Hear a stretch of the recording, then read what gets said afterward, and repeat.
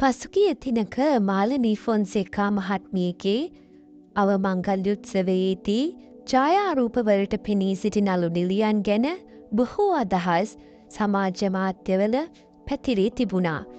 ඒ අතරින් විශේෂ තැනක් ගත්තේ මාලනී ෆොන්සේකා මහත්මියගේ දේහයේ ඉදිරිපිට නන් අයිරීන් හැසිරුණු මේ නිළිය ගැනයි. ඇය ඇගේ ෆේස්බුක් පිටුවේ ඇගේ මෙම හැසිරීම සඳහා ජනතාව දක්වා තිබූ ප්‍රතිචාරවලට මේ අයිරින් ප්‍රතිචාර දක්වා තිබුණා. මට බැන ඉන්නේ නැතිව ගිහිල්ලා නිදා ගන්න. 8-5 ජොබ්කාරයොන්ට නැත්නම් හෙට ට්‍රේන් එක මිස් වෙයි. ඔයාලා එහෙනම් මාත් මෙහෙමයි. වීඩියෝ එඩිට් කරලා මට මඩ ගහන්න කලින් දෙපාරක් හිතන්න තිබුණා. මට මඩ ගහන ෆේස්බුක් කුලේ නියන්නන් හෙට වැඩට යන විදි.